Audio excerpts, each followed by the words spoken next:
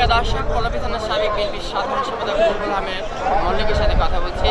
আজকের এই যে আন্তর্জাতিক বিমানবন্দরের থেকে কিছুক্ষণের মধ্যেই তারেকুর রহমান সাহেব আসবেন, তার মুভমেন্ট কিছুক্ষণের মধ্যেই হবে এই 300 ফিটে।